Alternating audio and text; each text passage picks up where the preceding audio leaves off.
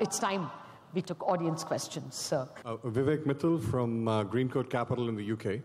What is the role of domestic capital in the doubling of GDP that's to come?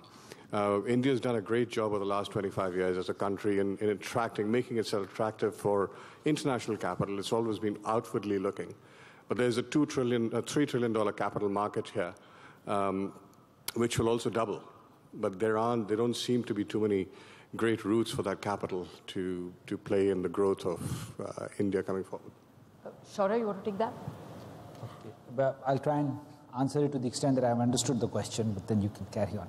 I think if your question is that is domestic capital now being used for India's growth? Well, I think, the very fact that, post-demonetization, we've seen this huge amount of capital that was existing outside the Indian formal banking system coming into our equity markets is one indicator of, the use of this domestic capital to fuel India's economic growth.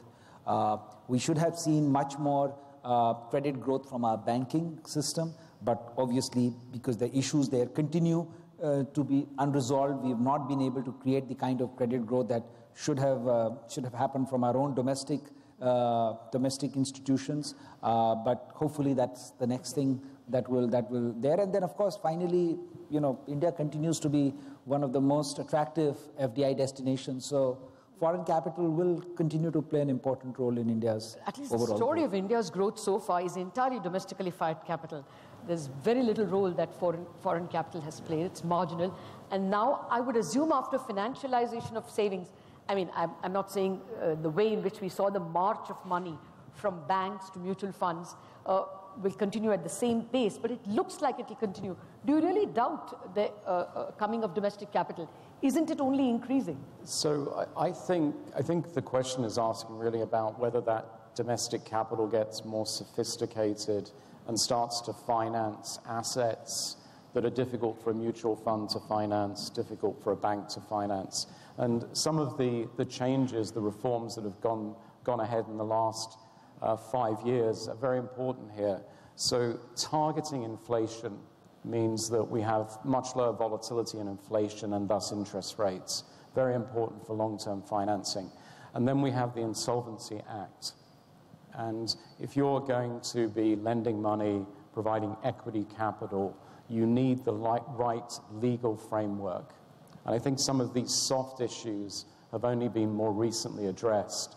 Now, you can put in place an Insolvency Act, but you're not going to have judges that know about insolvency or lawyers, might have some accountants.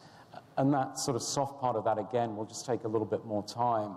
But I'd be very optimistic about how this is going to develop because of these reforms. And sort of to address in terms of investment opportunities, GST is a common market in India. You will become part of the global supply chain because I can set up a factory here and address the whole of the Indian economy. Nearly 3 trillion, not each individual state, and then pay octroi every time I cross borders. So I think there's lots looking forward that would make me very optimistic about some of the more sophisticated capital structures that you might see in the United States and Europe being applied here. This is Praveen from HDFC. I have a question to Adrian. So now people are talking of slowdown in growth in the world economy and everything. And now the talks have been there that there will be a recession. Then what are the triggers you see there will be a global recession, and where the India will be placed in that scenario, and how the impact will be there on Indian growth and the Indian sector? Thanks, Praveen. So if we think about recessions in the past, up until 2000, recessions were typically centrally bank-driven. So you would have a build-up of inflation, the central bank would tighten policy, reduce demand, they wouldn't finesse it, and you would go into a recession. So that was the classic story. In 2000, 2001, it was an overinvestment. It was a bubble in the tech space.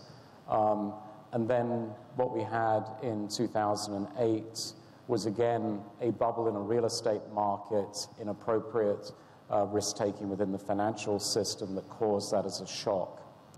At this point in time, I'm struggling to see bubbles out there. And there is a credible argument, but I would suggest probability of this is falling, which is having a very tight US labor market classically could be inflationary. You know, US wages are going up at about 3%. So we should pay a little bit of attention to that, and that could force Powell's hand, but that seems very unlikely. I don't see any inflationary issues in EM on a GDP-weighted basis, nor do I see it in Europe or in Japan. So if you think the market's going down because they're worried about recession, then I'd be buying markets on that. Okay, so you don't see a recession at all? It's only going to be a minor slowdown? I don't see a recession in the forecastable future. I will not predict the end of recessions. Okay, thank you very much. I'm told that we're already out of time, so no further questions.